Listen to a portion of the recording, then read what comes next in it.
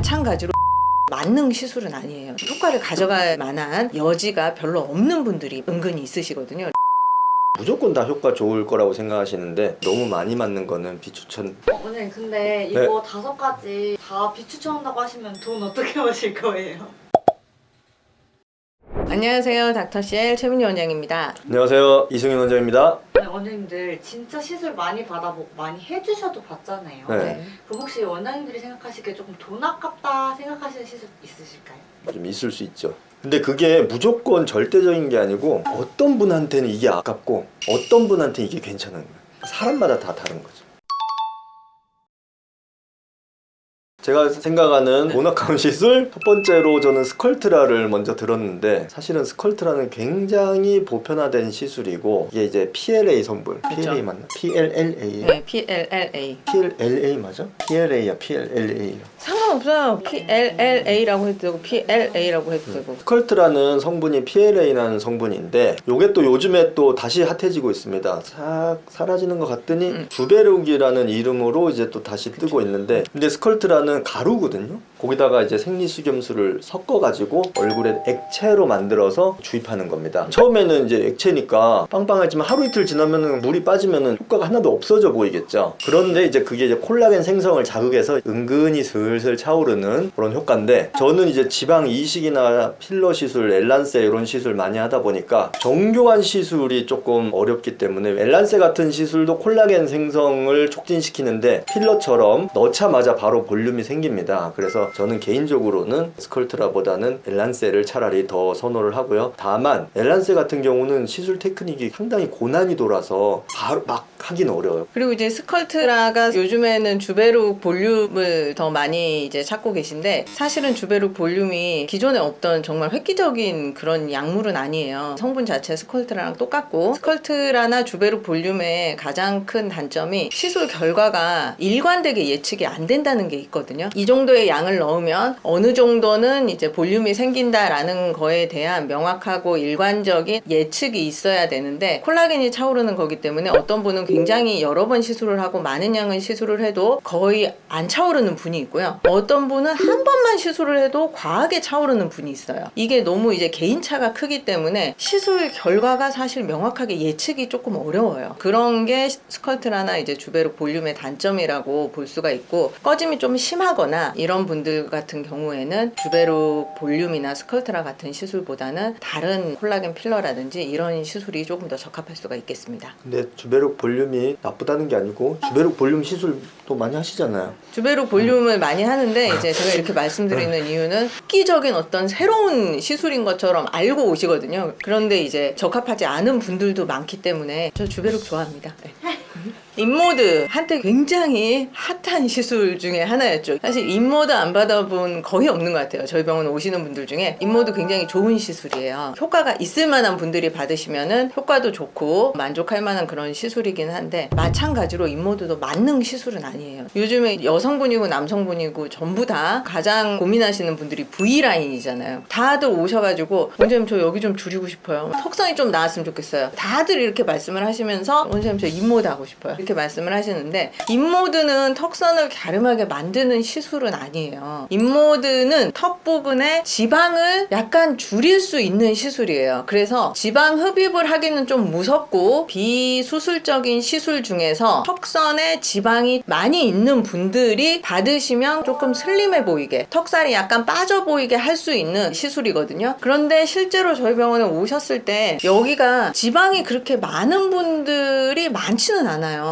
진짜 살이 많아서 그런 분들은 제가 인모드 하라고 이제 추천을 해드리지만, 여기가 살은 별로 없는데 턱 라인을 슬림하게 만들고 싶어하는 그 욕구가 많은 분들, 그런 분들은 사실 인모드를 했을 때 크게 효과를 보지 못하는 분들이 많거든요. 다들 인모드만 하면 갸름해지는 줄 알고 오시는데, 사실 이제 그런 분들은 인모드 시술이 적합하지 않은 거죠. 턱 부분에 지방보다는 피부 처짐이 있거나 이런 경우에는 인모드 시술이 적합하지 않을 수 있고, 오히려 다른 시술로 효과를 보실 수 있는 경우가 있기 때문에 상담을 잘 받아보시고 인모드를 고려하시는 게 좋겠습니다. 근데 저는 바로 옆방에 저가 있는데, 저는 지방 흡입을 하니까 인모드로 안 될 것 같은 분들은 이제 또 저한테 옵니다. 그건 아니고 20대 때는 얼굴 살이 조금 더 있어요. 근데 이제 30대, 40대, 50대 이렇게 나이가 들어가면서는 기본적으로 얼굴에 지방이 꺼지거든요. 그게 노화예요. 자연스럽게 나이가 들면서는 볼살이 꺼지기 때문에 채우려고 오시는 분들이 더 많아요. 근데 인모드는 받으시면은 지방을 분해해서 없애는 시술이거든요. 20, 30대에는 인모드를 받아서 얼굴을 줄이더라도 40대, 50대가 됐을 때 다시 얼굴이 커지는 것처럼 느껴지느냐? 그거는 여기에 지방이 다시 붙어서 그런 게 아니라 피부가 처져서 그런 거거든요. 그때는 이제 좀 원인이 달라지게 되는 거기 때문에 피부 처짐에 대한 시술을 고민을 하시는 게 맞는 거죠. 울세라 슈링크도 사실 이제 굉장히 많이 하고 있는 시술인데 마찬가지로 피부 타입이나 두께에 따라서 적합한 분들이 시술을 받으시면은 굉장히 드라마틱한 효과를 볼 수 있는 시술이지만 누구에게나 다 맞는 시술은 아니기 때문에 울세라 같은 경우에는 피부 두께가 좀 있고 피부 처짐이 있는 분들이 이제 받으시면은 아주 만족스러운 효과를 볼 수가 있어요. 하지만 얼굴에 살이 별로 없고 피부가 얇으신 분들이 처지기 때문에 오셔서 처진 거 팔자 여기 턱선 이거 울세라로 해결하고 싶어요 이렇게 이제 말씀을 하시는데 사실 그런 분들은 울세라를 받으셔서 효과를 가져갈 만한 여지가 별로 없는 분들이 은근히 있으시거든요. 그런 분들한테는 다른 좀 더 효과를 볼 수 있는 시술을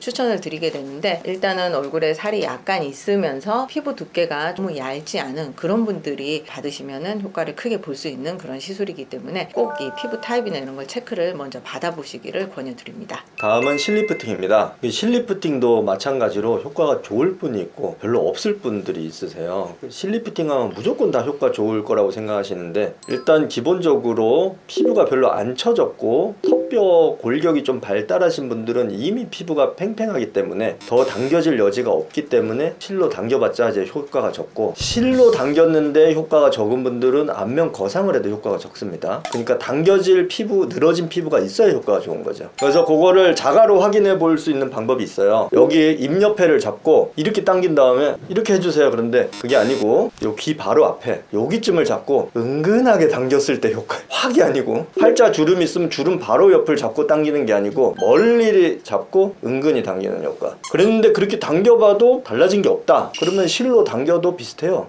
실리프팅도 마찬가지로 효과가 좋을 분들이 하는 게 이제 만족도가 높겠죠. 마지막으로 윤곽주사 시술입니다. 윤곽주사도 사실 굉장히 보편화된 시술이거든요. 저희 병원 오시는 분들 중에서도 사실 안 맞아보신 분들이 거의 없는 시술인데 비추천하는 이유는 효과 자체가 굉장히 일시적이기 때문에 선택을 했습니다. 윤곽주사에서 일반적으로 많이 사용하는 성분 자체가 히알루로니다제라고 해서 피부 속에 원래 정상적으로 있는 히알루론산이라는 성분이 있어요. 그 히알루론산 자체를 녹이는 약물이 히알루로니다제라는 약물이 있거든요. 그 약물이 일반적으로 윤곽주사에 많이 들어가는 성분이고요. 윤곽주사를 맞았을 때 우리 피부 속에 원래 있는 히알루론산 성분이 없어지기 때문에 일시적으로 맞은 부위가 이렇게 쏙 꺼지는 효과가 나타나요. 하지만 시간이 지나면서 보통 한 3주 정도 지나면은 원상복귀가 되거든요. 그렇기 때문에 보통 윤곽주사가 한 번 맞고 끝나는 시술이 아니고 3, 4주 간격으로 여러 번 반복해서 맞아야 되는 시술인 것처럼 말씀을 하시는데 그 이유 자체가 바로 그거예요. 3, 4주 지나면은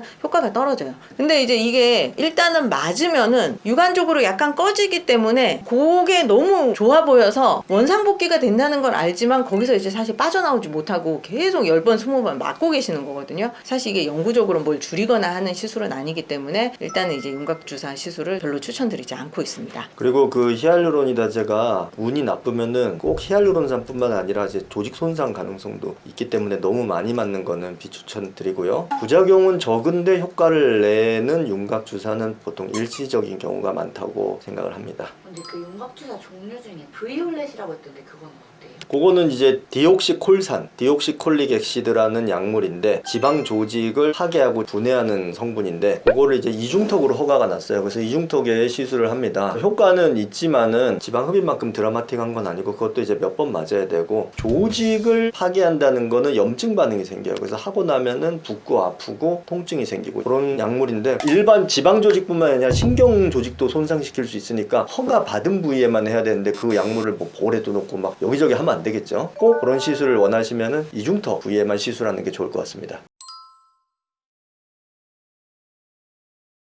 그렇게 이제 약간 느끼시는 분들도 있긴 하죠. 사실 필러 성분이거든요. 히알루론산 필러가 있잖아요. 그 히알루로니다제가 윤곽주사 성분으로 사용이 되기도 하지만 필러 맞고 마음에 안 들 때 필러 녹이는 약도 히알루로니다제거든요. 근데 이제 윤곽주사를 맞거나 특정 부위에 필러를 맞고 그 필러 녹이는 시술을 받으셨을 때 원장님 피부가 약간 푸석푸석하고 너무 꺼지고 뭐 이렇게 이제 말씀을 하시는 분들이 있으세요. 근데 이제 아까 말씀드린 것처럼 이게 영구적인 건 아니고 시간이 한 3주 정도 지나면서 없어졌던 피부 속 히알루론 성분이 다시 이제 만들어지기 때문에 원래대로 돌아온다라고 이제 그렇게 보시면 될 것 같아요. 오늘은 저희 경험을 바탕으로 비추천하는 시술 5가지에 대해서 말씀드렸는데요. 사실 모든 분들한테 이 시술을 비추천하는 거는 아니고 이런 시술들이 대중화가 되어 있어서 맞지 않는 분들이 있는데 그런 거를 고려하지 않고 그냥 무턱대고 오셔서 이런 시술을 받겠다라고 하시는 경우에 주의해야 하는 그런 부분에 대해서 말씀을 드렸고요. 일단은 내 얼굴 체크를 먼저 해야 되기 때문에 꼭 경험이 많은 의사 선생님께 먼저 체크를 받으시는 거를 추천드립니다. 이상 닥터쉘 최민희 원장이었습니다.